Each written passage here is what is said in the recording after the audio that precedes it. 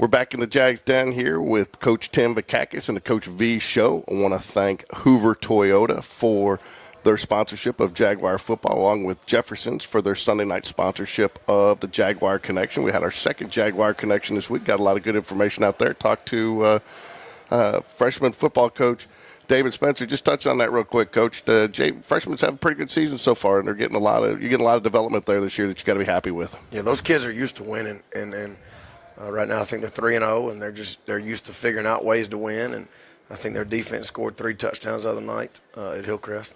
So Nash Davis is hurt, so Montz has been the quarterback while Nash is out. And Nash comes back, I believe, the next next ninth grade game he'll be back, I think. But it's a group that just loves how to win. They know how to win. They love it, and Coach Spencer and that staff are doing a real good job with those guys. Not to mention that we talked real briefly that of 53 or 53 kids on that roster, I think you had 43 or 45 play in the first game and another 38, and then that came down a little bit because of some injuries. But getting a lot of guys opportunities, and there's also been some opportunities for guys to step in and step up, and that's kind of what you want to see at that level. Sure it is. And the special teams, a reserve on offense or defense, just figure out a way to get as many kids on the field as we can, and they're doing a really good job of it, and I think those kids are enjoying it.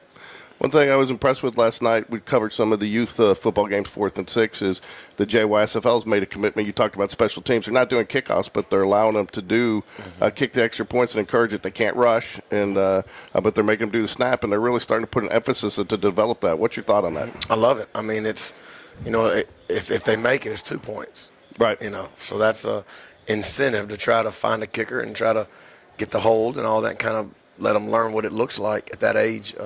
I wish they do more kicking, but I understand because my son's 6th grade, so it's hard to get them to line up, running offensive plays. Now you're having to throw special teams in, so at that age it would be tough in the early little league age. But I love how they're trying to do some kind of kicking. That's a good idea. So you come off the big win against Hoover. We've talked a lot about it. Didn't think the big question everybody has coming into this week. You had the off week, but that was an emotionally draining game. How are the kids kind of responded and their preparation as we go into this week against Helena? I mean, they know what's at stake. They know that Hoover game means nothing. Whether we won it last week or whether we lost it. We had our season wasn't over and it wasn't complete. So, these kids know what they're walking into Friday night.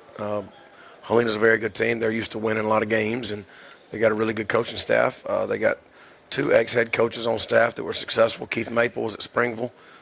He's a very good football coach, and Jim Elgin. We've coached against him a long time when he was at Pleasant Grove. We were at Fairfield, so he won a lot of games at Pleasant Grove. So you got a lot of guys on that staff who've been around, and Coach Busby's won a lot of games in the state. So we know we're walking into it. It's going to be a heck of an atmosphere. Their students really get into it, and it's going to be a packed house Friday night. And we got to get off the bus swinging.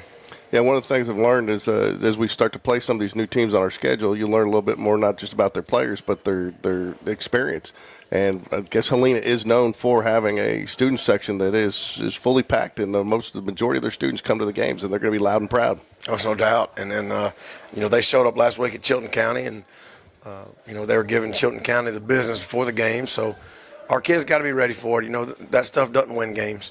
What happens during the week doesn't win games. What happens pregame, what you look like that don't win games. What wins games is being in the weight room 4 days a week in April, being in the weight room 4 days a week in the summer, being in the weight room 4 days a week this week, next week, the week after. That wins games, and our kids have to have that mentality going over there, getting ready for a street fight, and start swinging as soon as they get off the bus.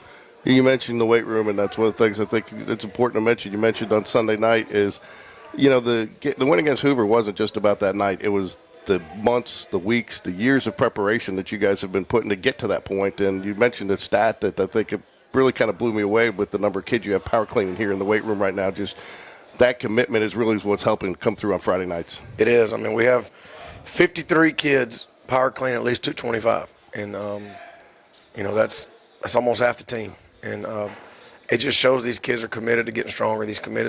They're committed to being consistent. You don't just get there overnight. Every team's gonna have strong kids. Everybody's gonna have their strong guys, the linemen or some linebackers that are explosive, or everybody has those guys. But I feel like what's hopefully sets us apart is we have team strength, and our kids are just used to being in there and grinding, and that's where your heartbeat's created. And 53 kids doing power cleans, 225 or more is impressive, and these kids have bought into it, and that doesn't come overnight. So it just shows their commitment to being consistent, and it gives you a sense of confidence. When you know you're stronger, as you're strong as you can be. You got power. You got a little more confidence. It doesn't guarantee wins by any means, but if you're not strong, it pretty much guarantees a loss. So it at least gives our kids a chance. One of the things I've noticed is I appreciate you letting us attend some practices and some weight sessions to get to know some of the players. But one of the things I've known is that bond seems to grow as much as the weight room is in the weight room as it does on the field. I saw a kid reach his max one day, and the whole room went nuts for him, and they're congratulating him. So, the accomplishments just getting stronger just as much as the number of touchdowns, the number of yards, and the number of plays you make. Talk about that a little bit, because that's I think making the total team bond here. It is. The kids realize that's allowing them to compete at the highest level. And it's a lot of individual accomplishment. It's a lot of individuals doing their own thing in the weight room. They're making their strides. They're getting as strong as they can be. And when they succeed, their teammates acknowledge that. They recognize it, And so there's a lot of competition in there, and they, it's rinse and repeat. We talk about it. We just do the same things. We're old school. We're not trying to be pretty. We're not trying to be cute. We're getting in there and trying to build power year-round, and I think it's showing on Friday nights. You've got Helena this week, new opponent on the schedule. They're 2-0. They've 1-0 in the region. They beat Macedonia in a nice little one-point barn burner to open up the season in Chilton County. They're led by senior Torrey Ward, wide receiver, Jeremy Spradling at running back, and Nate Ferguson, the junior quarterback, but a very balanced team. They were averaging about 165 on the ground, 165 in the air, 170 on the ground. But a very balanced team. How do you prepare for that? Well, you'll see they have two very tall receivers, and they're pretty. They're very good players. The running back Spratling, he's a legit 4.3 guy. He can fly, so he doesn't need much to get through there. And once he gets through there, you're not catching him, anybody who's hard-headed enough to run the football like they are is going to be successful. And you got to notice that. You've got to be aware that they are going to run the ball. If you can't tackle them, if you can't fit, if you can't stop them, they're going to keep running it. And, it's going to be a very big challenge for our box guys, our D-line, our linebackers to fit right, hopefully create a new line of scrimmage and maybe have some negative plays. But the receivers are really talented. The quarterback's a really good athlete. He's going to be about as athletic of a quarterback as we've seen and that we're going to see. So he does some really good things. So we're going to have to, you got to stop the run, but you also you can't forget about the 6'3" receivers out there that can jump up and get it. So it's going to be a test for our guys, but I think our defensive guys are going to come out there ready to fight. When you play a team like this, this is somebody new on our schedule. I know you as coaches trade film each week, but it's not like you've had years of film on them. Does that make it a little bit more difficult to prepare? It doesn't matter. No, it don't matter. They pretty much know what we're going to do, and, we know what they're good at, and it works both ways. It's, you prepare, and I'm sure they're going to have some wrinkles that we hadn't seen, and, that's just what people do. You try to not save things, but you want to, for big games, you want to have something in your back pocket that the other team hadn't seen.